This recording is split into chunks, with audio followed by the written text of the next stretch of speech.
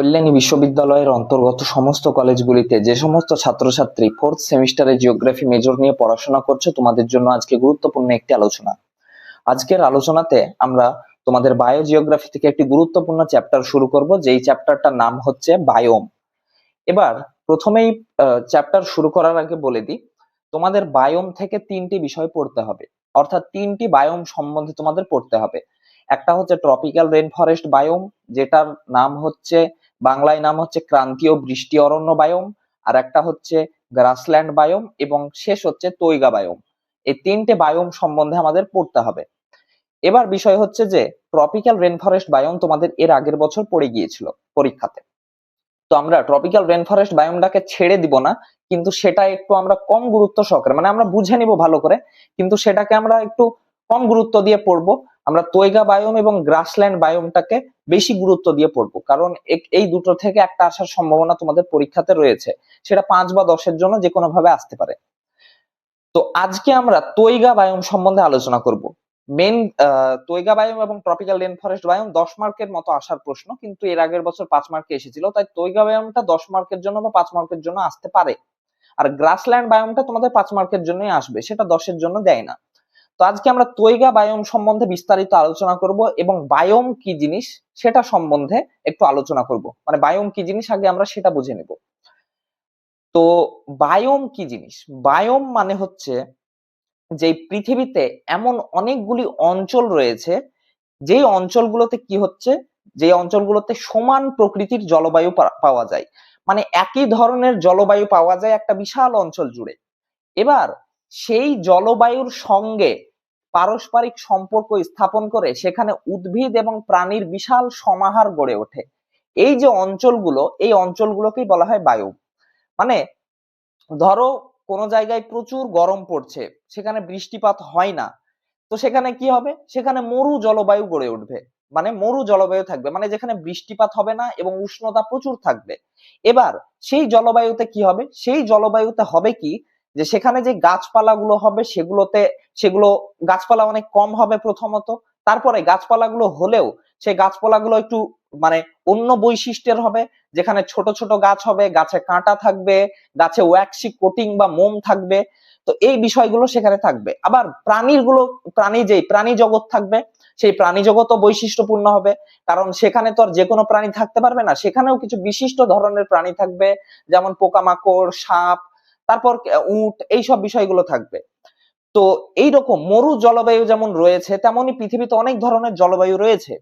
তো এই জলবায়ু ভুক্ত অঞ্চল, মানে একটা যখন অঞ্চলে, মানে বিশাল একটা অঞ্চলে যখন একই ধরনের জলবায়ু থাকে এবং সেই অঞ্চলে সেই জলবায়ুর সাপেক্ষে যখন উদ্ভিদ এবং প্রাণীর সমাহার গড়ে ওঠে, তখন সেই অঞ্চলগুলিকে বায়োম বলা হয়। এবার পৃথিবীতে অনেকগুলো বায়োম রয়েছে, যেমন ট্রপিক্যাল রেন ফরেস্ট বায়োম রয়েছে, মানে যেটা ইয়ের পাশে, কি যে বলছে, যেটা হচ্ছে ইকুয়েটরের পাশে বা নিরক্ষরেখার পাশে, সেটা হচ্ছে ট্রপিক্যাল রেন ফরেস্ট বায়োম রয়েছে। আবার রয়েছে তৈগা বায়োম রয়েছে, তুন্দ্রা বায়োম রয়েছে, তারপরে রয়েছে ইয়ে তারপরে রয়েছে গ্রাসল্যান্ড বায়োম। এই ধরনের অনেকগুলো বায়োম রয়েছে, বায়োমের প্রচুর শ্রেণী বিভাগ রয়েছে। তো আমাদের সিলেবাসে মোটামুটি 3টে বায়োম রয়েছে, এই 3টে বায়োম আমাদের পড়তে হবে। কিন্তু একটা বিষয় এখানে যদি তোমাদের বলে দেয় যে পৃথিবীর মেজর বায়োমভুক্ত অঞ্চলগুলোকে ছবির মাধ্যমে দেখাও, তখন কিন্তু তোমাদের মানে মানে অনেকগুলো বায়োমকে কিন্তু তোমাদের ছবির মাধ্যমে দেখাতে হবে। তো সেটা সম্বন্ধে আমরা একবারে লাস্টে আলোচনা করব। আজকে আমরা তৈগা বায়োম সম্বন্ধে আলোচনা করে দিই।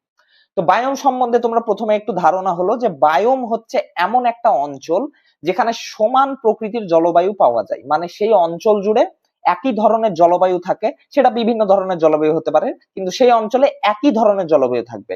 আবার কি, সেই জলবায়ুর সাপেক্ষে সেখানে কিন্তু প্রাণী এবং উদ্ভিদের সমাহার গড়ে উঠবে। মানে সেই জলবায়ুকে কেন্দ্রিক করে উদ্ভিদ এবং প্রাণীর যখন সমাহার গড়ে উঠবে, তখন সেই অঞ্চলকে বলা হচ্ছে বায়োম।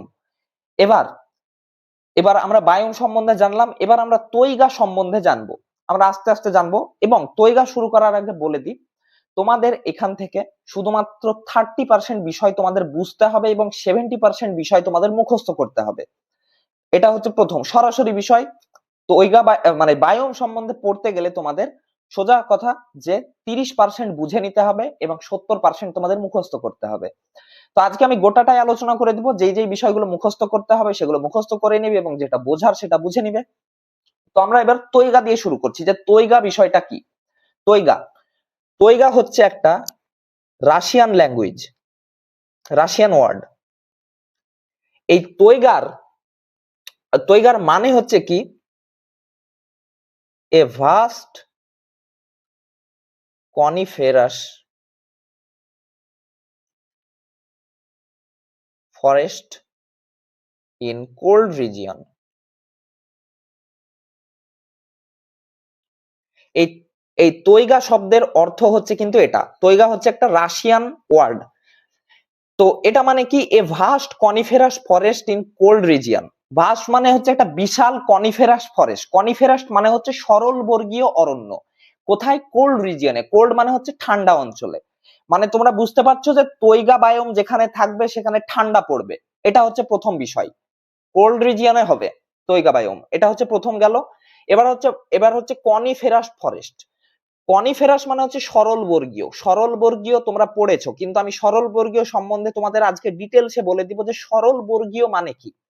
সরল বর্গীয় মানে হচ্ছে এর, সরল বর্গীয় বা কনিফেরাসের প্রথম বা প্রধান মানে হচ্ছে কোন শেপড। কোন শেপড, কোন মানে কি? কোন মানে হচ্ছে শঙ্কু। শঙ্কু শঙ্কু এবং শেপড মানে হচ্ছে আকৃতি। মানে যেই গাছগুলোর আকৃতি কোণের মতো হবে, কোণ বা শঙ্কু। শঙ্কু মানে হচ্ছে বিষয়টা এরকম, গাছগুলো যখন, এটা হচ্ছে গাছের গুড়ি আর এইরকম হবে, সেই ধরনের গাছগুলোকে বলা, মানে শঙ্কুর মতো গাছগুলোকে বলা হয় কনিফেরাস ফরেস্ট বা সরল বর্গীয় অরণ্য বা সরল বর্গীয় গাছ। এবার এই সরল বর্গীয় গাছগুলির কিন্তু আরো বৈশিষ্ট্য রয়েছে, শুধুমাত্র শঙ্কুর মতো নয়। এর আরো কিছু বৈশিষ্ট্য হচ্ছে যে এই সব গাছগুলির উচ্চতা মিডিয়াম হবে, মানে খুব বেশি একবারে উঁচুও হবে না, 40 মিটার 50 মিটার উঁচু হবে না, আবার খুব ছোটও হবে না, মিডিয়াম উচ্চতার হবে। এবং এই গাছগুলোর কি হবে, এই গাছগুলোর যে কাঠ হবে, মানে এই যে গুড়ি, এই গুড়ির কাঠ যেটা হবে, সেই কাঠগুলো হবে হালকা এবং নরম। এটা হচ্ছে সরল বর্গীয় গাছ। সরল বর্গীয় গাছের ক্ষেত্রে তিনটে বৈশিষ্ট্য তোমাদের মনে রাখতে হবে। একটা হচ্ছে কনসেপ্ট, মানে হচ্ছে শঙ্কু আকৃতির, এবং 2 নম্বর হচ্ছে যে হালকা এবং শক্ত গুড়ি বা শক্ত কাঠ, এবং 3 নম্বর বিষয় হচ্ছে মিডিয়াম শেপ, মানে মিডিয়াম হাইট। মিডিয়াম হাইট, এটা এই যে গাছগুলো, এগুলো বলা হচ্ছে সরল বর্গীয় গাছ বা সরল বর্গীয় অরণ্যের গাছ। তো সরল বর্গীয় বা কনিফেরাস সম্বন্ধে জানলে, এবার এই যে তৈগা বায়োম, এই তৈগা বায়োমকে কিন্তু আবার কনিফেরাস বায়োমও বলা হয়। কারণ কি, এই যে বায়োম, এই বায়োম জুড়ে রয়েছে কনিফেরাস গাছ বা সরল বর্গীয় গাছ, তাই একে বলা হয় আবার কনিফেরাস বায়োম। তাহলে তাহলে তৈগা বায়োমের আরেকটি নাম কি? Coniferous biome. কনিফেরাস মানে কি? সরল বর্গীয়। সরল বর্গীয় মানে কি? যেই সব গাছগুলি কনসেপ্ট হবে, হালকা এবং শক্ত কাঠ হবে এবং মিডিয়াম হাইটের হবে, সেগুলোকে বলা হয় কনিফেরাস গাছ বা সরল বর্গীয় গাছ। এবং এই গাছগুলো নিয়ে যে অরণ্য বা বনভূমি গড়ে উঠবে সেগুলোকে বলা হয় সরল বর্গীয় অরণ্য। তো এই তৈগা বায়োম জুড়ে রয়েছে সরল বর্গীয় অরণ্য। আবার কি, এর আরেকটা নাম হচ্ছে boreal forest. Boreal forest, boreal forest. এবার এই বোরিয়াল বিষয়টা তোমাদের বুঝতে হবে যে একে বোরিয়াল কেন বলা হয় বা বোরিয়াল বায়োমও বলা হয়। তো তৈগা বায়োমের তিনটি নাম রয়েছে, একটা হচ্ছে তৈগা, একটা হচ্ছে কনিফেরাস এবং একটা হচ্ছে বোরিয়াল। এই বোরিয়াল কি, একটা একটা গ্রিক একটা দেবতা আছে, একটা গ্রিক দেবতা, যার ল্যাটিন ভাষায় নাম হচ্ছে, দেবতা হচ্ছে গ্রিক কিন্তু ল্যাটিন ভাষায় তার নাম হচ্ছে বোরিয়াস। বোরিয়াস।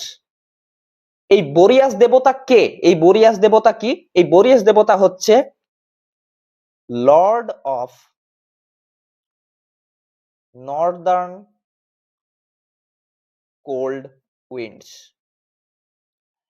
এই যে বোরিয়াস দেবতা, এই যে গ্রিক দেবতা বোরিয়াস, যার মানে ল্যাটিন নাম হচ্ছে বোরিয়াস কিন্তু দেবতা হচ্ছে গ্রিক। তো এই যে বোরিয়াস, এই কিসের দেবতা? এই দেবতাটা হচ্ছে Lord of Northern cold winds, মানে উত্তরের ঠান্ডা বাতাসের দেবতাকে বলা হয় বোরিয়াস, বা তার নাম হচ্ছে বোরিয়াস।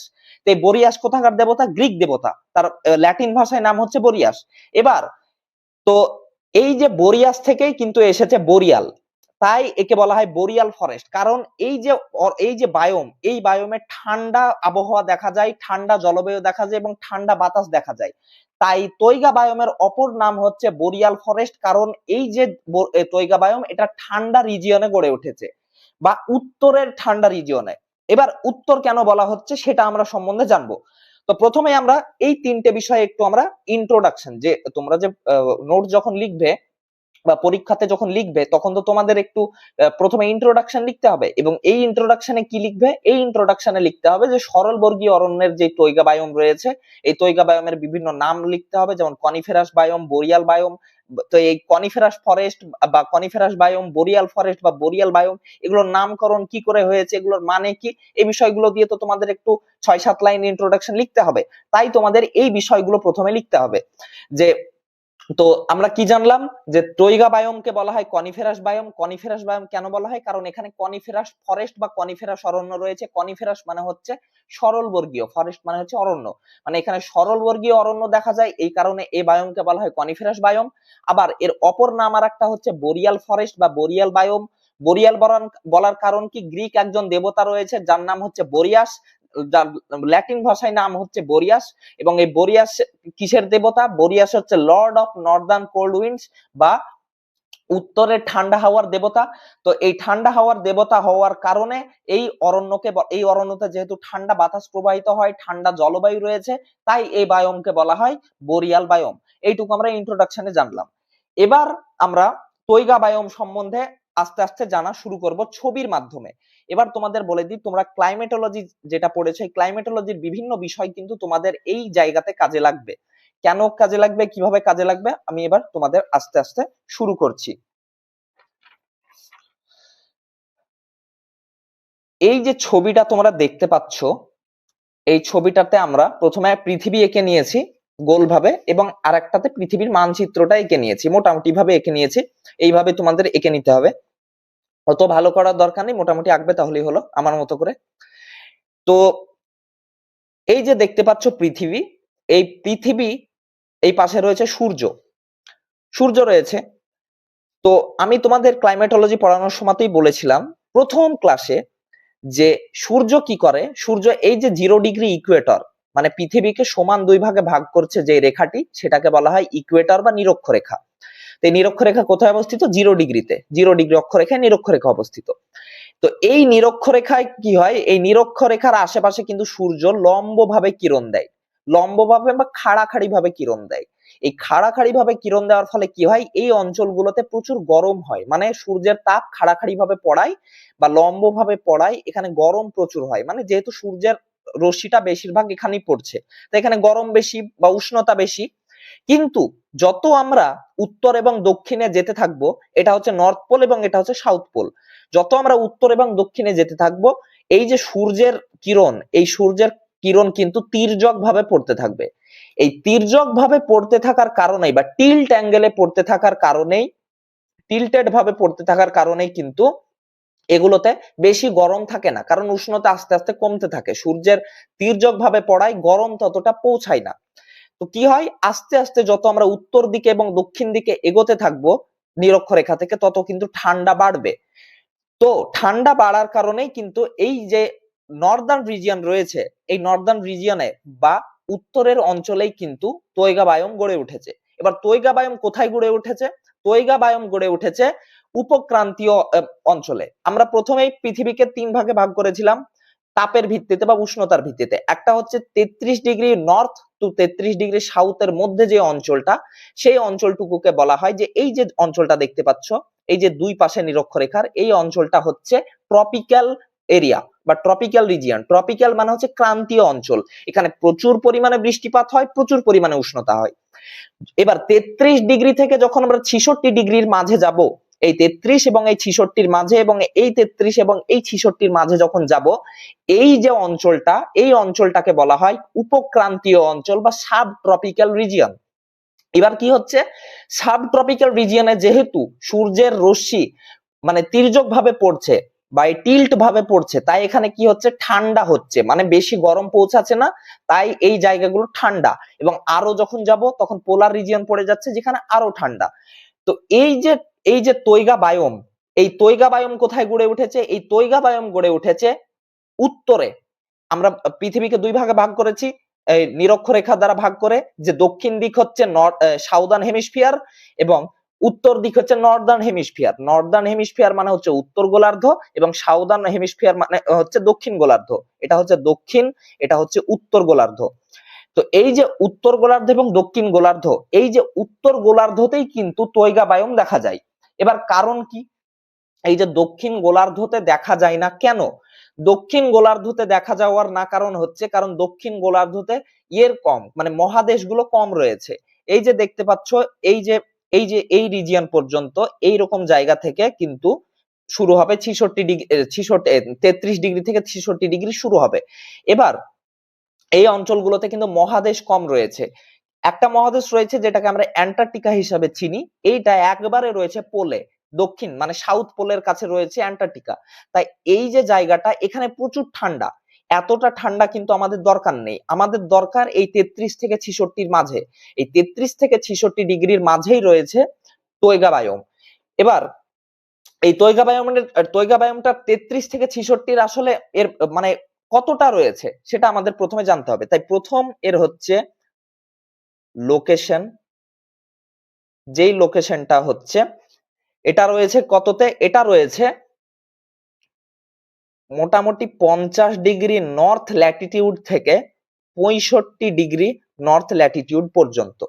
মানে এখান থেকে ধরে নাও 50 ডিগ্রি শুরু হয়েছে এবং এই পর্যন্ত প্রায় 65 ডিগ্রি। তো এই জায়গাটুকুর মধ্যে কিন্তু তৈগা বায়োম রয়েছে, 50 degree north to 65 degree north. সাউথে যাবে না, কারণ সাউথে তৈগা বায়োম নেই। সাউথে কি হবে? এই যে আন্টার্কটিকার আশেপাশে এই জায়গাগুলোতে তুন্দ্রা বায়োম দেখা যায় হালকা পরিমাণে, কিন্তু তৈগা বায়োম দেখা যায় না। কারণ এই যে দক্ষিণ গোলার্ধ, এই দক্ষিণ গোলার্ধতে কিন্তু মহাদেশ কম। উত্তর গোলার্ধতে যেমন মহাদেশ রয়েছে, যেমন এখানে রয়েছে উত্তর আমেরিকা, এখানে রয়েছে এশিয়া, ইউরোপ। এই কারণে এই জায়গাগুলোতে কিন্তু তৈগা বায়োম দেখা যায়। তো 50 ডিগ্রি থেকে 65 ডিগ্রির মধ্যে রয়েছে তৈগা বায়োম। এটা হচ্ছে এর ল্যাটিটিউড লোকেশন বা অক্ষাংশগত অবস্থান। এবার আমরা অক্ষাংশগত অবস্থান বা লোকেশন বা এক্সটেনশন তোমাদের পরীক্ষাতে এইভাবেও আসে যে জিওগ্রাফিক্যাল এক্সটেনশন অফ তৈগা বায়োম 2 মার্কের জন্য আসে। তখন তোমরা কি লিখবে? 50 ডিগ্রি টু 65 ডিগ্রি নর্থের মধ্যে তৈগা বায়োম রয়েছে এবং এই তৈগা বায়োমের আমরা কিন্তু অক্ষাংশগত অবস্থান জানলাম যে 50 degree north to 65 degree north. কিন্তু এবার আমাদের জানতে হবে যে এই যে মহাদেশ, কোন কোন মহাদেশ বা কোন কোন অঞ্চলে দেখা যায় সেটা এবার আমরা জানবো। তো এটা দেখা যায় 3টে মহাদেশে, তৈগা বায়োম 3টে মহাদেশে দেখা যায়। একটা হচ্ছে উত্তর আমেরিকা, এটাকে বলা হয় নর্থ আমেরিকা। এটা হচ্ছে ইউরোপ এবং এটা হচ্ছে এশিয়া। এই 3টে মহাদেশে কিন্তু তৈগা বায়োম দেখা যায়। তৈগা বায়োম এই 3টে মহাদেশ ছাড়া আর পৃথিবীর কোথাও দেখা যায় না। না আফ্রিকাতে দেখা যায়, না এই সাউথ আমেরিকাতে দেখা যায়, না আফ্রিকাতে দেখা যায়, না অস্ট্রেলিয়াতে দেখা যায়, না অ্যান্টার্কটিকাতে দেখা যায়। দেখা যায় কোথায়? দেখা যায় হচ্ছে উত্তর আমেরিকাতে, এশিয়াতে এবং ইউরোপে। এই 3টি মহাদেশে দেখা যায়। এবার এই 3টি মহাদেশেরও আরো কোন কোন জায়গায় দেখা যায় সেটা আমরা জানবো। আমরা প্রথমে শুরু করছি ইউরোপ দিয়ে। এই যে ইউরোপ কিন্তু এতটা জায়গা নিয়ে বিস্তৃত রয়েছে, এই এতটা জায়গা নিয়ে ইউরোপ বিস্তৃত রয়েছে। এবার ইউরোপের একটা জায়গা হচ্ছে এই জায়গাটা, এই জায়গাটাকে বলা হয় স্ক্যান্ডিনেভিয়া। স্ক্যান্ডিনেভিয়া, এই স্ক্যান্ডিনেভিয়া বলা হয় কারণ কি? এই স্ক্যান্ডিনেভিয়া কিন্তু 3টে দেশ, এই 3টে দেশকে একত্রে বলা হয় স্ক্যান্ডিনেভিয়া। 3টে দেশ কি? এই 3টে দেশ হচ্ছে নরওয়ে, সুইডেন এবং ডেনমার্ক। তো এটা কিন্তু একটা গুরুত্বপূর্ণ বিষয় যে স্ক্যান্ডিনেভিয়ার মধ্যে কোন কোন দেশগুলো পড়ে। তাহলে এখানে তোমরা বলবে যে স্ক্যান্ডিনেভিয়ার মধ্যে 3টি দেশকে মানে ধরা হয়, অন্যান্য জায়গায় এর আরো 2-একটা দেশকে ধরা হয়, কিন্তু প্রকৃত কিন্তু 3টে দেশই, নরওয়ে, ডেনমার্ক এবং সুইডেন। এই 3টে দেশ মিলে স্ক্যান্ডিনেভিয়া গড়ে উঠেছে। স্ক্যান্ডিনেভিয়া হচ্ছে এই জায়গাটাই, এখানে 3টে দেশ মিলে স্ক্যান্ডিনেভিয়া গড়ে উঠেছে, যেগুলোকে বলা হয় স্ক্যান্ডিনেভিয়ান কান্ট্রি। এই স্ক্যান্ডিনেভিয়ান কান্ট্রি হচ্ছে নরওয়ে, ডেনমার্ক, সুইডেন। তো প্রথমে আমরা ইউরোপ থেকে শুরু করছি যে তৈগা বায়োম কোন কোন মহাদেশে রয়েছে। তো ইউরোপ থেকে শুরু করছি যে ইউরোপে স্ক্যান্ডিনেভিয়া থেকে শুরু হয়েছে তৈগা বায়োম।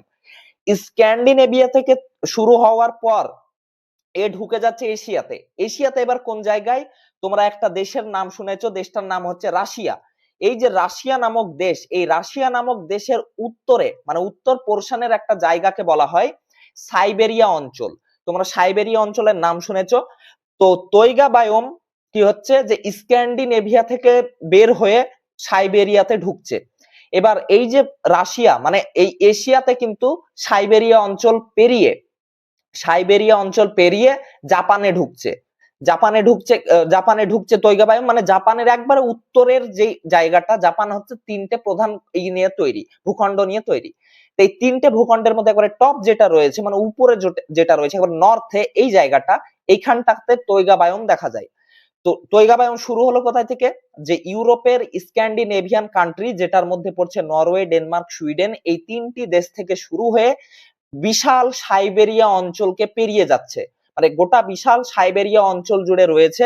এই সাইবেরিয়া অঞ্চলের কিন্তু উপরেও কিন্তু কিছু কিছু জায়গা রয়েছে, কিন্তু এগুলো কিন্তু তৈগা বায়োমের মধ্যে পড়ছে না, যেহেতু এরা আরো উত্তরে চলে যাচ্ছে। এই ধার ধার ধার ধার, তারপরে এখানে কিছু কিছু ভূখণ্ড রয়েছে যেটা রাশিয়ার মধ্যেই পড়ছে। এই ভূখণ্ডগুলোতে কিন্তু তুন্দ্রা বায়োম দেখা যায়, মানে তৈগার পর তুন্দ্রা বায়োম শুরু হচ্ছে। তো এই যে তুন্দ্রা বায়োম সাইবেরিয়া অঞ্চলকে পেরোলো, জাপানে ঢুকলো। এই জাপানের পর তো আর নেই, জাপানের পর আবার গোটা পৃথিবী ঘুরে যাচ্ছে গোল হয়ে। তো কোথায় আসছে আবার? এই যে এই জায়গাটা, এটা হচ্ছে নর্থ আমেরিকার একটা জায়গা যার নাম হচ্ছে আলাস্কা। এই আলাস্কাতে ঢুকছে। এই আলাস্কাতে ঢোকার পর একটু ভালো করে লিখে দিই, আলাস্কাতে ঢুকছে। আলাস্কাতে ঢোকার পর কানাডাতে ঢুকছে। এই আলাস্কার পর কিন্তু কানাডা নামক একটা দেশ রয়েছে, যেটা এই মানে আমেরিকা, উত্তর আমেরিকাতে মানে 3-4টে দেশ রয়েছে। তার মধ্যে কি হচ্ছে, এই জায়গা থেকে এই জায়গা পর্যন্ত রয়েছে আমেরিকা, যেটাকে আমরা ইউএসএ হিসাবে চিনি। এই ইউএসএ এর উপরে হচ্ছে কানাডা। তো এই কানাডার উত্তর দিকে কিন্তু রয়েছে তৈগা বায়োম এবং সাইবেরিয়া অঞ্চলে রয়েছে। তো এটা কোথায় পড়ছে? নর্থ আমেরিকায় পড়ছে। যে উত্তর আমেরিকায় পড়ছে আলাস্কা এবং কানাডা। তো তৈগা বায়োম কোন কোন কন্টিনেন্ট জুড়ে রয়েছে? উত্তর আমেরিকা, ইউরোপ এবং এশিয়া। এবং উত্তর আমেরিকাতে স্ক্যান্ডিনেভিয়া অঞ্চল থেকে শুরু হয়েছে, স্ক্যান্ডিনেভিয়ার দেশগুলি থেকে শুরু হয়ে বিশাল সাইবেরিয়া অঞ্চলে গিয়েছে, সাইবেরিয়া অঞ্চলকে পেরিয়ে জাপানে ঢুকেছে, জাপান পেরিয়ে আবার পৃথিবী ঘুরে গেল। তো জাপান পেরিয়ে আবার কোথায় আসছে? আলাস্কাতে ঢুকছে। আলাস্কা পেরিয়ে কোথায় আসছে? আলাস্কা পেরিয়ে আসছে কানাডাতে, এবং এই কানাডাতে এসে শেষ হয়ে যাচ্ছে। তো তৈগা বায়োম গোটা পৃথিবী জুড়ে কোথায় কোথায় রয়েছে আমরা এবার বুঝে নিলাম। যে তৈগা বায়োমের লোকেশন কোথায় কোথায় আমরা জেনে নিলাম, যে এর লোকেশন হচ্ছে 50 ডিগ্রি নর্থ, 65 ডিগ্রি নর্থের মধ্যে এর লোকেশন, যেটা হচ্ছে অক্ষাংশগত অবস্থান। এবং দেশীয় অবস্থান বা মহাদেশীয় অবস্থান কোন কোনগুলো? উত্তর আমেরিকা, এই ইউরোপ এবং এশিয়া। এবং এই ইউরোপ, এশিয়া এবং উত্তর আমেরিকাতেও কিন্তু দেশগুলোর তোমাদের বা এই অঞ্চলগুলোর নামগুলোকে একটু উল্লেখ করে দিতে হবে। এইটুকু আমরা জানলাম। এটা হচ্ছে মানে কোথায় তৈগা বায়োম দেখা যায় সেটা আমরা এবার জেনে নিলাম। এবার আমরা শুরু করব তৈগা বায়োমের বৈশিষ্ট্য দিয়ে। তৈগা বায়োমে কোন কোন বৈশিষ্ট্য দেখা যায় সেগুলো দিয়ে আমরা শুরু করব। প্রথমে আমরা তৈগা বায়োমের ইন্ট্রোডাকশন জানলাম, বায়োম কাকে বলে সেটা জানলাম, এবং তৈগা বায়োম কোথায় দেখা যায় সেটা জানলাম। এবার আমরা তৈগা বায়োমের বৈশিষ্ট্যগুলো শুরু করব। এবার আসছে তোমাদের কিছু বোঝা এবং কিছু হচ্ছে তোমাদের মুখস্থর বিষয়। তো আমরা প্রথমেই জানবো তৈগা বায়োমের ক্লাইমেট সম্বন্ধে। ক্লাইমেট মানে হচ্ছে জলবায়ু। তৈগা বায়োমে কেমন জলবায়ু পাওয়া যায়? এবার জলবায়ুর উপাদান কিন্তু প্রধানত হচ্ছে দুটো, একটা হচ্ছে টেম্পারেচার,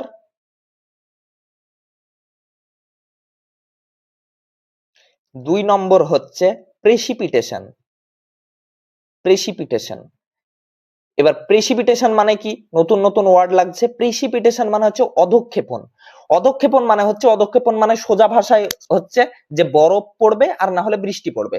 যদি বরফ পড়ে সেটাও অধঃক্ষেপণ, বৃষ্টি পড়ে সেটাও অধঃক্ষেপণ। দুটো মানে আকাশ থেকে যেই জিনিস নেমে আসছে সেটাকে বলছে অধঃক্ষেপণ। এবার প্রেসিপিটেশন মানে অধঃক্ষেপণ। এবার এখানে প্রেসিপিটেশন বা অধঃক্ষেপণ লিখলাম কেন, রেইনফল কেন লিখলাম না সেটা আমরা একটু পরে বলছি। প্রথমে আমরা টেম্পারেচারের বৈশিষ্ট্যটা সম্বন্ধে জেনে নিই। টেম্পারেচার মানে হচ্ছে উষ্ণতা। তো এই যে তৈগা বায়োম, এই তৈগা বায়োমে উষ্ণতা কেমন দেখা যায়? এই তৈগা বায়োমে এই যে গোটা অঞ্চল, এই অঞ্চলগুলো জুড়ে রয়েছে, এখানে কেমন উষ্ণতা দেখা যায়? তো প্রথমেই তোমাদের বলে দিয়েছি যে এই যে সূর্য এই অঞ্চলগুলোতে তির্যক ভাবে কিরণ দেয়। তো যেহেতু তৈগা বায়োম কোথায় অবস্থিত? যে তৈগা বায়োম হচ্ছে সাব ট্রপিক্যাল অঞ্চলেরও উপরে, মানে আপার সাব ট্রপিক্যাল অঞ্চলে, মানে সাব ট্রপিক্যাল অঞ্চলের উত্তর পোর্শনে হচ্ছে তৈগা বায়োম রয়েছে, বা উপক্রান্তীয় অঞ্চলের উত্তরের দিকে সাইবেরিয়া অঞ্চল এই মানে তৈগা বায়োম রয়েছে। তো তৈগা বায়োম যেহেতু এই উত্তর দিকে রয়েছে, মানে যে এখানে সূর্যের আলো তেমন পৌঁছাতে পারে না, তাই এটা হচ্ছে কোল্ড রিজিয়ন বা ঠান্ডা রিজিয়ন। তাই এখানে তাপমাত্রা অবশ্যই কম হবে। তাপমাত্রা কত হবে? তাপমাত্রা এখানে কিন্তু শীতের সময় -5 ডিগ্রি চলে যায় এবং গরমের সময় 5 ডিগ্রি, -5 ডিগ্রি থেকে 5 ডিগ্রি, এটা কিন্তু মাইনাস না, এটা থেকে -5 ডিগ্রি থেকে 5 ডিগ্রি সেলসিয়াস এই পর্যন্ত এখানে তাপমাত্রা দেখা যায়। এটা হচ্ছে গড় তাপমাত্রা, যে শীতের সময় গড় তাপমাত্রা -5 ডিগ্রি সেলসিয়াস এবং গরমের সময় গড় তাপমাত্রা 5 ডিগ্রি সেলসিয়াস। তাহলে টেম্পারেচার সম্বন্ধে তোমরা জেনে নিলে, টেম্পারেচার কেন এখানে কম সেটাও জেনে নিলে। এবার আসছি আমরা প্রেসিপিটেশন বা অধঃক্ষেপণে। অধঃক্ষেপণ এখানে কেমন হয়? অধঃক্ষেপণ বা এই বা অধঃক্ষেপণ বা প্রেসিপিটেশন, যেটা বৃষ্টিপাত বা রেনফল কেমন হয়। এবার এখানে বিষয় যে যেহেতু সূর্যের আলো কম আসছে, সূর্যের আলো যেহেতু এখানে কম আসে, তাই কি হচ্ছে? উষ্ণতা কম। এবার উষ্ণতা কম হলে কি হবে? উষ্ণতা যদি কম হয়, উষ্ণতা যদি কম হয়, উষ্ণতা কম হলে কি হবে? বাষ্পীভবন কম হবে।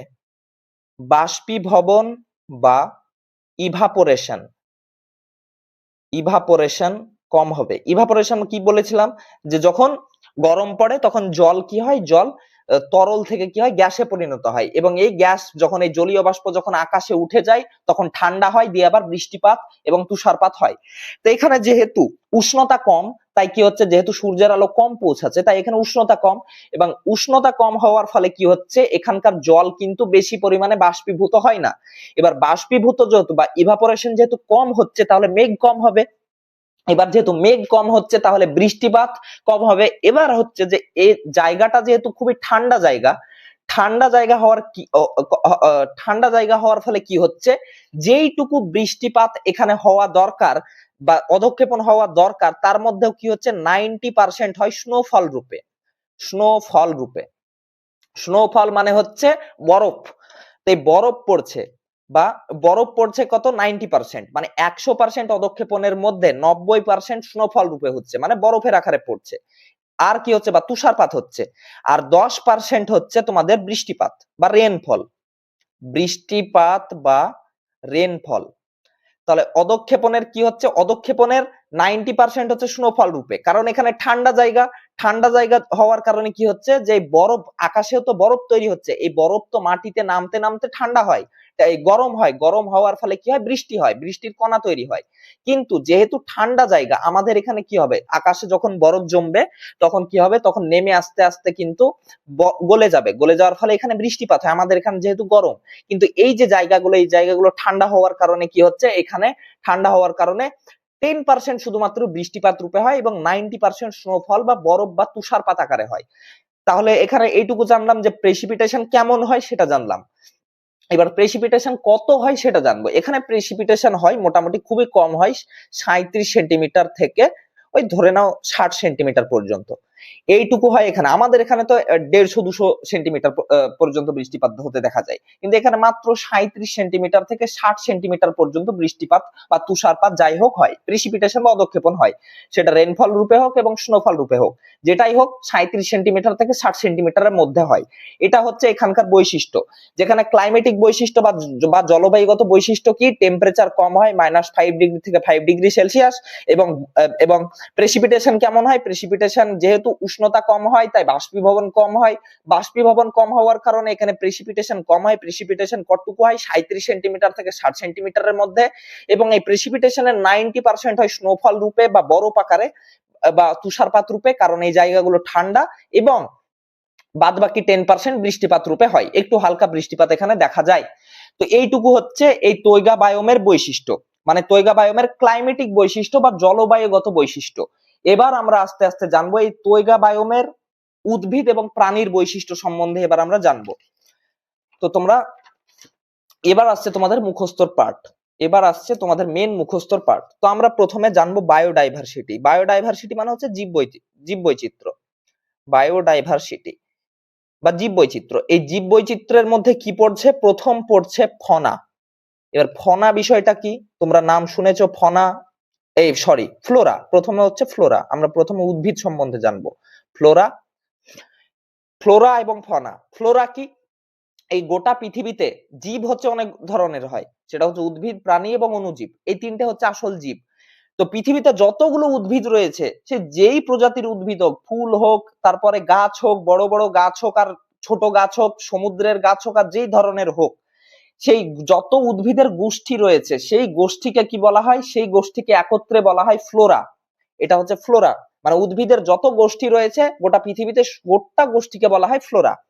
এবং গোটা পৃথিবীতে যতগুলো প্রাণী রয়েছে, সে যেই ধরনের প্রাণী হোক, মাছি থেকে শুরু করে, মশা থেকে শুরু করে, বড় বড় হাতি, ব্লু হোয়েল, যেই বড় প্রাণী হোক না, কিন্তু সবগুলো কোন গোষ্ঠীর মধ্যে পড়ছে, ফনা গোষ্ঠীর মধ্যে। এবং উদ্ভিদ যাই হোক উদ্ভিদ, সেটা পড়ছে ফ্লোরা গোষ্ঠীর মধ্যে। তো আমরা প্রথমে উদ্ভিদের বৈশিষ্ট্য সম্বন্ধে জানবো। এখানে প্রথমে আমরা উদ্ভিদের বৈশিষ্ট্য সম্বন্ধে জানবো। তো এখানে কোন ধরনের উদ্ভিদ পাওয়া যায়, আমরা প্রথমেই জেনেছি কনিফেরাস ফরেস্ট দেখা যায়। মূলত এখানে কনিফেরাস ফরেস্ট সম্বন্ধে আলোচনা করব। কনিফেরাস ফরেস্ট বা কনিফেরাস বা সরলবর্গীয়, এই জায়গাগুলোতে সরলবর্গীয় অরণ্য দেখা যায়। এবার বিষয় হচ্ছে যে তোমরা বলবে যে সরলবর্গীয় অরণ্য কি শুধু এখানেই দেখা যায়? হ্যাঁ, অন্যান্য জায়গাতেও দেখা যায়, কিন্তু একটা বিশাল পরিমাণে যা। যদি তোমরা এই সরলবর্গীয় অরণ্যের মধ্যে যে গাছগুলো পাওয়া যায়, তোমরা যদি হিমালয়ের দিকে যাও বা আমাদের উত্তর দিকে যাও, যেখানে হিমালয় রয়েছে, দার্জিলিং টার্জিলিং, এই কাশ্মীর, এই জায়গাগুলোতেও যাও, তাহলে এখানেও কিন্তু দেখা যায় এইসব গাছগুলো, কিন্তু অল্প পরিমাণে। কিন্তু এই যে তৈগা বায়োম, এখানে এই গোটা জায়গাটা জুড়েই কিন্তু এই ধরনের গাছপালা দেখা যায়, যে গাছগুলোর নাম হচ্ছে সরলবর্গীয়। সরলবর্গীয় গাছগুলো কোনগুলো, যেগুলো হচ্ছে শঙ্কু আকৃতির বা কোন শেপড আকৃতির, এবং হালকা এবং শক্ত হয় এর কাঠগুলো, এবং মিডিয়াম হাইটের হয়, এটা হচ্ছে এর বৈশিষ্ট্য। এবার এই গাছগুলোর মধ্যে কোন কোন গাছ রয়েছে, এই গাছগুলো কিছু আমাদেরকে মুখস্থ নাম রাখতে হবে। সেই গাছগুলোর মধ্যে কি কি পড়ছে, গাছগুলোর মধ্যে পড়ছে স্প্রুস, তারপরে পড়ছে বার্চ, তারপরে পড়ছে লার্চ, তারপরে আরো পড়ছে পাইন, জুনিপার, এই ধরনের কিছু গাছ তোমাদের নামগুলো মনে রাখতে হবে। কি কি গাছ, spruce, birch, lurch, pine, Juniper, তারপরে ফার, এই কয়েকটা গাছের নাম তোমাদের মনে রাখতে হবে, যে এই গাছগুলো হচ্ছে সরলবর্গীয় অরণ্যের গাছ। সরলবর্গীয় অরণ্যের গাছ, সরলবর্গীয় অরণ্যের বৈশিষ্ট্যগুলো তোমরা জেনে নিয়েছো, যে গাছগুলো হবে এই ধরনের, এই গাছগুলোতে কোন শেপড হবে, মানে এরকম শঙ্কু আকৃতির গাছ হবে, যেগুলো তোমরা দেখেছো, কার্টুনে দেখেছো, যে ওই এই ধরনের কোন আকৃতি যে গাছগুলো হয়, যেগুলো ক্রিসমাসের সময় এনে সাজানো হয় বাড়িতে, ওই ধরনের গাছ, একটু এরকম লম্বা লম্বা ওই গাছ। তো এই গাছগুলোকে বলা হয় কনিফার বা সরলবর্গীয় গাছ। তো এই সরলবর্গীয় গাছের কিছু তোমাদের এই নামগুলো মনে রাখতে হবে। এবার এই গাছগুলোর কিছু বৈশিষ্ট্য তোমাদের মনে রাখতে হবে। গাছগুলোর বৈশিষ্ট্যগুলো কিন্তু খুবই প্রয়োজন। গাছগুলোর বৈশিষ্ট্য, তো গাছগুলো প্রথমে আমি বলেছি যে গাছগুলোর বৈশিষ্ট্য, ক্যারেক্টারিস্টিক্স, গাছগুলোর ক্যারেক্টারিস্টিক্স কি কি। প্রথমেই হচ্ছে গাছগুলোর ক্যারেক্টারিস্টিক্স হচ্ছে কোন শেপড, কোন শেপড, কোন শেপড মানে শঙ্কু আকৃতির, এই ধরনের আকৃতির গাছগুলো হবে। এবার বিষয় হচ্ছে যে এই ধরনের আকৃতির কেন, আমি তোমাদের প্রথমেই বলেছি যে বায়োম, বায়োম কি জিনিস, বায়োম হচ্ছে যেই জলবায়ু থাকবে সেই জলবায়ুর সাপেক্ষে কিন্তু উদ্ভিদ এবং প্রাণী গড়ে উঠবে। তো উদ্ভিদ এবং প্রাণী যেহেতু গড়ে উঠবে, সেই উদ্ভিদের বৈশিষ্ট্যগুলো জলবায়ুর সাপেক্ষে উঠবে, সাপেক্ষে গড়ে উঠবে। তো এখানে কি হচ্ছে, এই জায়গাগুলোতে কি হয়, বরফ পড়ে। এবার যদি আমাদের মতো আম গাছ, লিচু গাছ, তারপরে হচ্ছে কাঁঠাল গাছের মতো যদি গাছ থাকে, তাহলে কি হচ্ছে, এই গাছগুলোতে কিন্তু বরফ আটকিয়ে যাবে। বরফ কি হবে, আটকিয়ে যাবে। বরফ আটকিয়ে গেলে কি হবে, গাছ ভেঙে যাবে। তাই এগুলো হচ্ছে কোন, এই ধরনের আকৃতির হয়, এই ধরনের মানে কোণের আকৃতির হয়। কোণের আকৃতি হওয়ার ফলে কি হচ্ছে, বরফ যদি পড়ে তো এই বরফ এখানে কিন্তু জমবে না, এই বরফ এই ধার ধার ধার ধার নেমে কিন্তু মাটিতে পড়ে যাবে। তাই এই গাছগুলো শঙ্কু আকৃতির হয়। এটা হচ্ছে প্রথম বৈশিষ্ট্য এবং খুব গুরুত্বপূর্ণ বৈশিষ্ট্য। যে তোমাদের পরীক্ষাতে যদি বলে যে হোয়াই, মানে কি কারণে যে কি কারণে তৈগা বায়োমের গাছগুলি কোন শেপড হয় বা কনিক্যাল আকারের হয় বা শঙ্কু আকৃতির হয়, তখন তোমরা উত্তরে কি লিখবে? যে উত্তরে লিখবে যে এই গাছগুলো সেই জলবায়ুর সাপেক্ষে গড়ে উঠেছে, সেই জলবায়ুর সাথে যেন মিল খেয়ে বড় হতে পারে, বেঁচে থাকতে পারে, তাই গড়ে উঠেছে। কারণ এখানে প্রচুর বরফ পড়ে এবং সেই বরফগুলো যাতে গাছে আটকিয়ে না যায়, গাছের পাতাতে ডালে যেন মানে গুচ্ছায়িত হয়ে না থাকে, সেই কারণে এই গাছগুলো কনিক্যাল শেপড আকারে হয়ে থাকে, অর্থাৎ শঙ্কু আকৃতির হয়ে থাকে। এটা হচ্ছে ভালো একটা বৈশিষ্ট্য। 2 নম্বর বৈশিষ্ট্য কি? শক্ত, এই সরি, হালকা। হালকা, হালকা কাঠ হয়। এই হালকা এবং সরি, এখানে শক্ত হবে না, এটা হবে নরম কাঠ।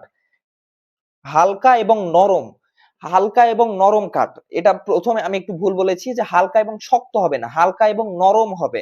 এই যে গাছগুলি রয়েছে, এই গাছগুলোর যে এই গুড়িগুলো রয়েছে বা গাছের কাঠ হবে, এই কাঠগুলো হালকা হবে এবং নরম হবে। তোমরা দেশলাইয়ের কাঠি দেখেছো, এই দেশলাইয়ের কাঠি কিন্তু এই সব গাছগুলো কাঠ থেকে তৈরি হয়। আবার কি, তোমরা যখন আইসক্রিম খাও, আইসক্রিম খাওয়ার সময় তোমাদের একটা চামচ দেয়, সেই চামচগুলো দেখো কি খুবই পাতলা হয়ে থাকে, হালকা হয়ে থাকে এবং নরম হয়ে থাকে। তো এই সব কাঠগুলো হচ্ছে এই ধরনের গাছগুলো থেকে এইসব কাঠ তৈরি হয়। তো এগুলো হচ্ছে এই গাছের একটা বৈশিষ্ট্য কি, হালকা এবং নরম কাঠ হবে।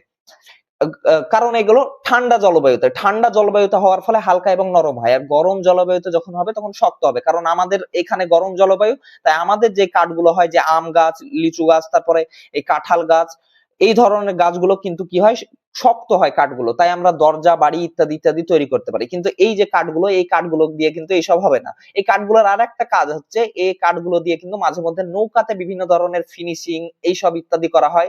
কিছু বাড়ির হালকা সামগ্রী বা ডিজাইনার যে বিষয়গুলো, সেইগুলো কিন্তু এই ধরনের কাঠ দিয়ে করা হয়। তো এটা হচ্ছে এই এই গাছের একটা বৈশিষ্ট্য। 3 নম্বর কি? 3 নম্বর হচ্ছে এই গাছের পাতা। এই গাছের পাতাগুলো কেমন হয়? পাতাগুলো হয় নিডেল লাইক। Needle like. এবার নিডেল লাইক কেন হয়? নিডেল মানে কি? নিডেল মানে হচ্ছে সূচের মতো। সূচ কি হয়? সূচ এরকম সূচালো হয়, এই ধরনের সূচালো হয়, মানে একটু ছুচালো। তো এই ছুচালোর ফলে কি হয়? এই ছুচালো হওয়ার কারণ কি? ছুচালো হওয়ার কারণ হচ্ছে যাতে বরফ না জমে। কারণ বড় বড় যদি পাতা হয়, তো যদি বরফ পড়ে তাহলে কি হবে? সেই গাছের পাতা নিয়ে পড়ে যাবে সেই বরফটা। যদি একটু জোরে বরফ পড়ে তাহলে কি হবে? পাতাতে পড়বে, পাতাকে ভেঙে নিয়ে চলে যাবে। কিন্তু নিডেল লাইক হওয়ার ফলে কি হবে? মানে সূচের মতো বা মানে সূচের মতো বা এই পেনের মতো এরকম হওয়ার ফলে কি হবে? পাতাগুলো এরকম হওয়ার ফলে কিন্তু এখানে বরফ আটকাবে না। আবার বিষয় হচ্ছে, সূচালো কখন হয় বা কাঁটার মতো কখন হয়? কাঁটার মতো যখন হয় যে যখন পানি পানি যাতে বের না করতে পারে বেশি পরিমাণে সেই সময়। কারণ তোমরা দেখেছো যে অ্যালোভেরা বা বিভিন্ন যে গাছগুলি, যেই ছোট ছোট আহ মানে যেগুলো মরু জলবায়ুতে, ক্যাকটাস বা এই ধরনের যে গাছগুলো রয়েছে, সেগুলোতে কাঁটা হয়। কাঁটা হওয়ার কারণ কি? কাঁটা হওয়ার কারণ হচ্ছে যাতে জল না বের হয়ে যায়। এই জল বের না হওয়ার কারণে কিন্তু কাঁটা তৈরি করে। তো এর পাতাগুলো তেমন কাঁটার মতো, মানে সূচালো। কারণ জল যাতে বের হয়ে না হয়ে যায় এই গাছগুলো থেকে, সেই কারণে। কারণ এখানে জলের প্রচুর পরিমাণে অভাব রয়েছে, কারণ বেশিরভাগ পরিমাণে হয় বরফ। আবার কি হচ্ছে, বরফ যেইটুকু পড়ে তাও কম পরিমাণে পড়ে। তাই এখানে গাছগুলোতে জল যাতে হারিয়ে না যায়, তাই এখানে সূচালো হয়, এবং বরফ যাতে জমে না যায়, তাই সূচালো হয়। এটা হচ্ছে এর পাতাগুলোর বৈশিষ্ট্য। যে নিডেল লাইক বা সূচালো হয় কিসের জন্য? এই দুটো কারণে হয়। আবার আরেকটা বৈশিষ্ট্য হচ্ছে, এগুলোতে ওয়াক্সি কোটিং দেখা যায়। ওয়াক্সি কোটিং, এই গাছগুলোতে ওয়াক্সি কোটিং দেখা যায়। ওয়াক্সি মানে হচ্ছে বড় এই কি যে বলছে, মোম। মোম দেখেছো? মোম মোমবাতিতে যে মোম থাকে, তো সেই মোমকে যদি আমরা কিছুতে লাগিয়ে দিই তাহলে কি হয়? সেখানে আর জল জমে না। তো এই মোমের ফলে কি হয়? এই গোটা গাছে একটু মোমের মতো আবরণ থাকে। এই মোমের মতো আবরণ থাকার ফলে কি হয়? এই গাছগুলো থেকে জল বের হয়ে যায় না। মানে বাষ্পীভবনের ফলে জল বেশি যাতে বের না হয়ে যায়, তাই এই গাছগুলোতে একটু মোমের কোটিং দেখা যায় বা মোমের আস্তরণ দেখা যায়। কোটিং মানে হচ্ছে আস্তরণ দেওয়া। আমরা বলি না সোনার কোটিং দিয়ে তৈরি করা, তো সেই রকম আস্তরণ দেওয়া থাকে, মোমের মতো আস্তরণ, যেটা ন্যাচারালি হয়, মানুষ গিয়ে করে না। তো এটা হচ্ছে আরেকটা বৈশিষ্ট্য।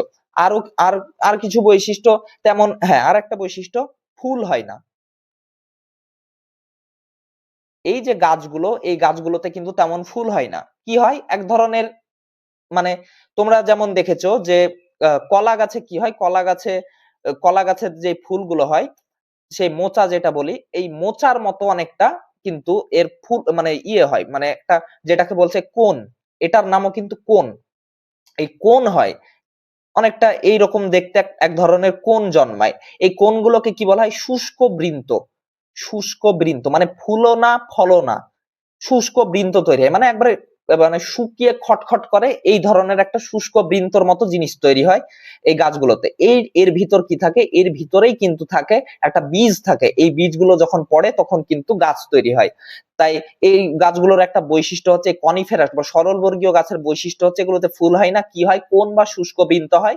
শুষ্ক বৃন্ত অনেকটা দেখতে এইরকম, মানে মোচার মতন একটা দেখতে, কিন্তু একবারে শুকিয়ে খটখট করে, এখানে কোনো জলমল থাকে না। কিন্তু এই ভিতরে একটা মানে বীজ থাকে। এই শুষ্ক বৃন্ত যখন মাটিতে পড়ে পচে যায়, তখন বীজগুলো কি হয়? অঙ্কুরিত হয় এবং নতুন গাছ তৈরি হয়। বা এই বীজগুলো কি হয়? বীজগুলো অনেকটা কফির মতো খেতে হয়। কফির মতো খেতে হওয়ার ফলে কি হয়? অনেক ধরনের মানে কাঠবেড়ালি বা ইত্যাদি ধরনের এই ইয়েগুলো, এগুলো এই ইয়েগুলোকে খায়। এই কোনগুলোকে খায়। এই কোনগুলোকে খাওয়ার ফলে কি হয়? সেগুলো তারা যখন মল ত্যাগ করে তখন সেই বীজগুলো বিভিন্ন জায়গায় ছড়িয়ে যায় এবং গাছ তৈরি হয়, আলাদা আলাদা আলাদা বিভিন্ন গাছ তৈরি হয়। তো এগুলো হচ্ছে এই এই এই যে তৈগা বায়োম, এই তৈগা বায়োমে এই ধরনের গাছগুলো দেখা যায়। এগুলো আমরা উদ্ভিদ মানে গাছ সম্বন্ধে আলোচনা করলাম।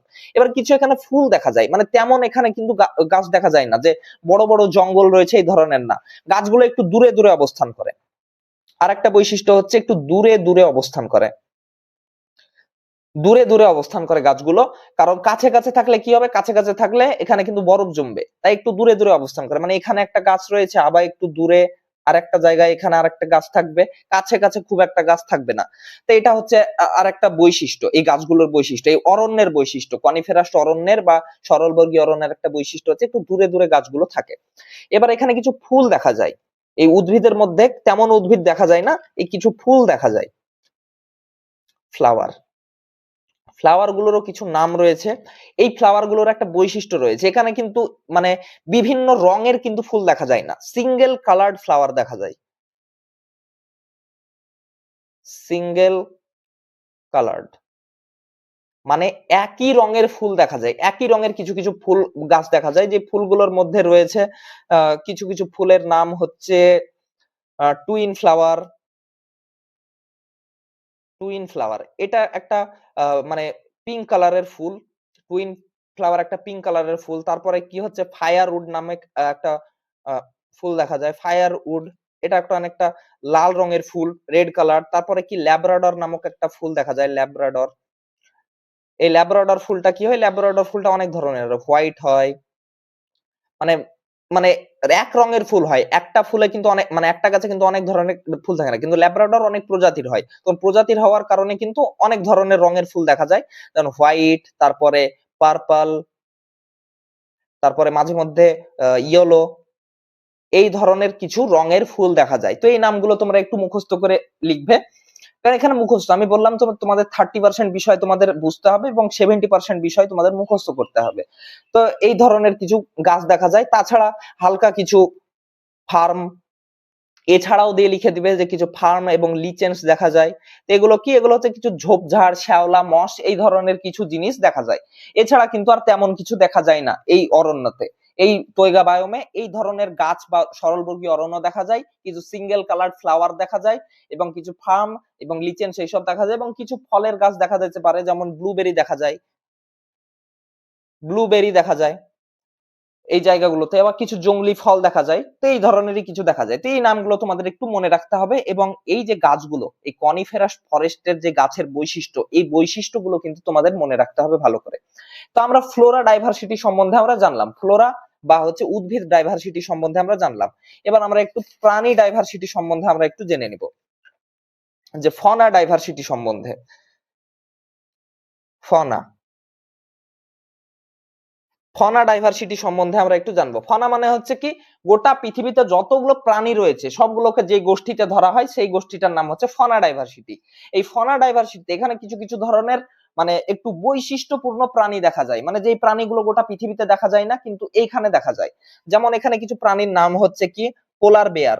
তোমরা নাম শুনেছো যে বরফের যে ভাল্লুক গুলো থাকে, বরফের ভাল্লুক, সাদা সাদা রঙের ভাল্লুক, সেই ধরনের কিছু পোলার বেয়ার দেখা যায়, যেটাকে আমরা মেরু ভাল্লুক বলেও থাকি। সেই ভাল্লুক দেখা যায়। আবার কিছু ব্ল্যাক বেয়ার দেখা যায়। ব্ল্যাক বিয়ার মানে হচ্ছে কালো ভাল্লুক, কিছু কালো ভাল্লুক দেখা যায়। আবার কি হচ্ছে, তোমরা নাম শুনেছো সাইবেরিয়ান টাইগার, টাইগার মানে হচ্ছে বাঘ। তো সাইবেরিয়ান টাইগার দেখা যায়। এই সাইবেরিয়ান টাইগার কিন্তু আমাদের যে সুন্দরবনের টাইগার রয়েছে বা অন্যান্য যে প্রজাতির বাঘ রয়েছে সেই বাঘের থেকে কিন্তু অনেক বড় হয়, মানে ডবল আকৃতির, প্রায় 400-500 কেজি করে ওজন হয়। তো সাইবেরিয়ান টাইগার অনেক বড় হয়। তো এই এই এই এই এই প্রাণী রয়েছে, সাইবেরিয়ান টাইগার দেখা যায়। আরো কিছু কিছু দেখা যায়, যেমন white tailed deer. Deer, white tailed deer মানে কি, ডিয়ার মানে হচ্ছে হরিণ, হোয়াইট টেলড মানে হচ্ছে শ্বেত, মানে শ্বেত লেজ, মানে যার সাদা লেজ থাকে যেসব হরিণ গুলো, মানে গোটা হরিণটা হচ্ছে দেখা যাচ্ছে লাল রঙের হরিণ দেখা যাচ্ছে, কাছে গায়ে কিছু কিছু ছোপ রয়েছে, কিন্তু দেখা যাচ্ছে যে তার লেজটা হচ্ছে সাদা রঙের। তো এই ধরনের কিছু হরিণ দেখা যায় এখানে। আর কি দেখা যায়, আর কিছু উদাহরণ যেমন হচ্ছে এখানে এখানে রেড স্কুইরাল, স্কুইরাল, স্কুইরাল মানে হচ্ছে কাঠবেড়ালি। তো আমাদের এখানকার কাঠবেড়ালি গুলো কেমন হয়, কাঠবেড়ালি ধূসর রঙের হয়, ধূসর রঙের হয়ে থাকে। কিন্তু এই সব অঞ্চলে কি হয়, এই সব অঞ্চলে লাল রঙের কাঠবেড়ালি দেখা যায়। তোমরা কার্টুনে দেখেছো লাল রঙের কাঠবেড়ালি, কার্টুনে বিভিন্ন সময় দেখেছো যে লাল রঙের কাঠবেড়ালি কিন্তু সেখানে দেখানো হয়। কারণ কি, এই কার্টুন গুলো এইসব ইউরোপ টিউরোপ ইত্যাদি জায়গাতে তৈরি হয়, তাই এখানে সেখানে লাল কাঠবেড়ালি পাওয়া যায়। আর আমাদের এখানে কি হচ্ছে, আমাদের এখানে আফ্রিকাতে এগুলোতে কি হয়, এই জায়গাগুলোতে কি হয়, ধূসর রঙের কাঠবেড়ালি দেখা যায়। তাই রেড স্কোয়ারাল বা লাল কাঠবিড়ালি এই অঞ্চলগুলোতে দেখা যায়। তো এই ধরনের কিছু প্রাণীর তোমাদের নাম মনে রাখতে হবে। এবার এই প্রাণীগুলোর বৈশিষ্ট্য কি, দু একটা বৈশিষ্ট্য, যে এরা ঠান্ডা সহ্য করতে পারে খুব। তারপরে এই যে প্রাণীগুলো, এই প্রাণীগুলো যে polar bear, Siberian tiger, white tail deer, এগুলোর কি হয়, এগুলোর যে মানে লোম যেগুলো থাকে, গায়ের যে পশম, সেই পশম গুলো অনেক বড় হয়। কারণ যেহেতু ঠান্ডা প্রচুর পড়ে, বরফ পড়ে, তাই এই পশম গুলো মানে বড় বড় হয়, যাতে তাদের ঠান্ডা কম লাগে, তারা সাঁতার কাটতে জানে। এইসব কিছু কিছু বৈশিষ্ট্য তোমাদের মনে রাখতে হবে। বা বা শুধু যদি তোমরা এই নামগুলো লিখে দাও তাহলে হবে, কিন্তু এই প্রাণীর বৈশিষ্ট্যগুলো না না লিখলেও পারো, কিন্তু উদ্ভিদের বৈশিষ্ট্যগুলো তোমাদের লিখতেই হবে। তো এই ধরনের কিছু প্রাণী দেখা যায়। প্রাণী ছাড়াও আর কি কি দেখা যায়, কিছু কিছু পাখির স্পিসিস দেখা যায়, বার্ড, কিছু কিছু পাখির প্রজাতি দেখা যায়। পাখির প্রজাতির মধ্যে কিছু কিছু পাখির প্রজাতির নাম তোমরা মনে রাখবে, যেমন হচ্ছে পিকাডেলি। পিকাডেলি নামক একটা পাখি, একটা ছোট ছোট পাখি থাকে, যেগুলো এইসব পাইন, তারপরে জুনিপার, এইসব গাছগুলোতে থাকে, একটু ধূসর রঙের পাখি হয়, এগুলো থাকে। তারপরে কি হয়, এই এর নাম কি বললাম, এই যে এই বায়োমটার আরেক নাম হচ্ছে বোরিয়াল, বোরিয়াল ফরেস্ট। তো বোরিয়াল ফরেস্টে কি পাওয়া যায়, বোরিয়াল আউল পাওয়া যায়, বোরিয়াল আউল। বরিয়াল আউল বা আউল মানে হচ্ছে পেঁচা, এই বরিয়াল আউল পাওয়া যায়। বরিয়াল আউলের একটা বৈশিষ্ট্য হচ্ছে এর যে চোখগুলো, এই চোখগুলো হলুদ হলুদ হয়ে থাকে এবং বড় বড় হয়ে থাকে। এটা হচ্ছে একটা বৈশিষ্ট্য। তো বরিয়াল আউল পাওয়া যায়। তারপর কি হয়, তারপর আর কিছু, যেমন black backed woodpecker. Woodpecker মানে হচ্ছে কাঠঠোকরা। কাঠঠোকরা নাম শুনেছো, যে খটখট খটখট করে কাঠকে মানে গাছে উঠে গাছকে ঠোকায় এবং বাসা তৈরি করে, বা ওর নিজের মন যায় যে ঠোকায়। তো ওই কাঠঠোকরা, ওই কাঠঠোকরা দেখা যায়। তো ব্ল্যাক ব্যাক মানে হচ্ছে গোটা কাঠঠোকরাটা অন্য রঙের হলো, কিন্তু তার পিঠটা দেখা যাচ্ছে, মানে পিঠের অংশটা হচ্ছে কালো। ব্যাক হিসাবে মানে আমরা পিঠটাকে বোঝাতে চাইছি, যে ব্ল্যাক ব্যাক মানে কালো পিঠের কাঠঠোকরা। তো এটা এই ধরনের কিছু পাখি এখানে দেখা যায়। আর কিছু আর কিছু প্রজাতির প্রাণী, যেমন কিছু কিছু স্পিসিস সম্বন্ধে আমরা যদি আলোচনা করি, তাহলে এখানে কিছু ধরনের সাপ দেখা যায়। সাপের নাম আমি মনে করতে পারছি না, কিন্তু এখানে দু এক ধরনের সাপ দেখা যায়। তারপর কি হচ্ছে, স্যালমন প্রজাতির কিছু মাছ পাওয়া যায়, স্যালমন প্রজাতির মাছ পাওয়া যায়। এই মাছগুলো কি হচ্ছে, এই মাছগুলো কিন্তু আমাদের যেমন ইলিশ মাছ এসে পদ্মা নদীতে, গঙ্গা নদীতে ডিম পাড়ে, এই স্যালমন মাছগুলো কিন্তু এইসব নদীতে, মানে সমুদ্রের মাছ কিন্তু এইসব নদীতে গিয়ে ডিম পাড়ে। তো এই স্যালমন প্রজাতির কিছু মাছ দেখা যায়। তারপরে কিছু ধরনের ব্যাং ট্যাং ইত্যাদি দেখা যায়। আবার কিছু ধরনের মাছি, পোকা, এইসব কিছু দেখা যায়। তাছাড়া আর তেমন কিছু এই অঞ্চলে দেখা যায় না। মানে আমাদের অঞ্চলের মতো কিন্তু এখানে অত ধরনের প্রাণী প্রজাতি দেখা যায় না। এই প্রাণী প্রজাতির গুলোর মধ্যে মোটামুটি তোমাদের এই নামগুলো মনে রাখতে হবে। কিছু পাখির, দু তিনটে পাখির নাম মনে রাখবে। এগুলোর বৈশিষ্ট্য লেখার দরকার নেই, শুধু তোমরা নামগুলো উল্লেখ করে দিয়ে আসবে। তো এটা হচ্ছে তোমাদের এই তৈগা বায়োমে কোন কোন মানে প্রজাতির উদ্ভিদ পাওয়া যায়, কোন কোন প্রজাতির প্রাণী পাওয়া যায়, উদ্ভিদের কি কি বৈশিষ্ট্য, এই বিষয়গুলো তোমাদের একটু পয়েন্ট পয়েন্ট করে তোমাদের লিখে আসতে হবে। তো এই যে এখান থেকে কি কি প্রশ্ন হতে পারে, আমরা তৈগা বায়ুম মোটামুটি শেষ করলাম। তোমরা আশা করছি বুঝতে পারলে যে তৈগা বায়ুম কি জিনিস, তৈগা বায়ুমে কি কি পাওয়া যায়, এখানে কেমন উষ্ণতা, কেমন বৃষ্টিপাত হয়, এখানে কোন কোন প্রজাতির গাছ পাওয়া যায়, গাছের বৈশিষ্ট্য কি, এখানে কোন ধরনের প্রাণী পাওয়া যায়, প্রাণীর বৈশিষ্ট্য কি, কোন কোন পাখি পাওয়া যায়, এইগুলো। তো এটা আমরা তৈগা বায়ুমটাকে আমরা শেষ করলাম। তো এখান থেকে এই প্রশ্ন কি কি আসতে পারে? প্রশ্ন আসতে পারে তৈগা বায়ুম সম্বন্ধে 5 বা 10 এর জন্য, 5 বা 10 এর জন্য গোটা প্রশ্ন আসতে পারে। কনিফেরাস ফরেস্ট বা সরলবর্গীয় অরণ্যের বৈশিষ্ট্য আসতে পারে 5 মার্কের জন্য। এটা আসতে পারে। 3 নম্বর হচ্ছে একে বোরিয়াল বায়ুম কেন বলা হয়? Boreal biome, why it is called boreal biome, boreal biome কেন বলা হয়, এই বিষয়টা আসতে পারে। আর 2 মার্কের জন্য, এটা 2 মার্কের জন্য আসতে পারে। বা কনিফেরাস বায়ুম কেন বলা হয়, এটাও আসতে পারে যে হোয়াই ইট ইজ কল্ড, একটু লেখাগুলো বুঝে নিও, কনিফেরাস বায়ুম। তৈগা বায়ুমকে কনিফেরাস বায়ুম কেন বলা হয়? আবার কি আসতে পারে? আবার আসতে পারে যে জিওগ্রাফিক্যাল লোকেশন বা এক্সটেনশন অফ তৈগা। জিওগ্রাফিক্যাল লোকেশন বা এক্সটেনশন মানে তৈগা বায়ুম কোন কোন অঞ্চল জুড়ে রয়েছে। তো তোমাদের অক্ষাংশগত অবস্থানটা প্রথমে বলে দিতে হবে যে 50 ডিগ্রি থেকে 65 ডিগ্রি অক্ষাংশের মধ্যে দেখা যায়। তোমরা বই খুললে কিন্তু 50 ডিগ্রি যায় 55 থেকে 70 দেখতে পাবে, বা 40 থেকে 65 দেখতে 55 দেখতে পেতে পারো। কিন্তু আমি মোটামুটি মানে এটা হচ্ছে একটা আইডিয়াল যে 55 থেকে 65 এর মধ্যে তৈগা বায়ুম দেখা যায়। বিভিন্ন বইয়ে বিভিন্ন সংখ্যা লেখা থাকতে পারে, সেটা নিয়ে তোমরা কনফিউজ হয়ো না, সেটা নিয়ে কনফিউজ হওয়ার দরকার নেই।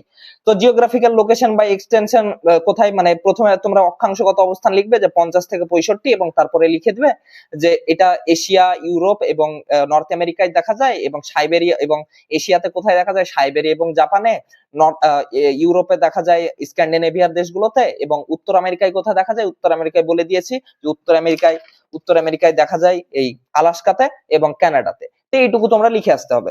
তো এই সহজ বিষয় আমি তোমাদের প্রথমে বলেছি যে এখানে 30% বিষয় হচ্ছে তোমাদের একটু বুঝতে হবে যে এই তৈগা বায়ুম কি জিনিস, তারপরে বায়ুম কি জিনিস, তৈগা বায়ুম কি জিনিস, এই তৈগা বায়ুমকে কনিফেরাস কেন বলা হয়, বোরিয়াল কেন বলা হয়, তারপরে এই তৈগা বায়ুমে বৃষ্টিপাত কম হওয়ার কারণ কি, এই তৈগা বায়ুম কোথায় অবস্থিত, এই জায়গাগুলো একটু বোঝার।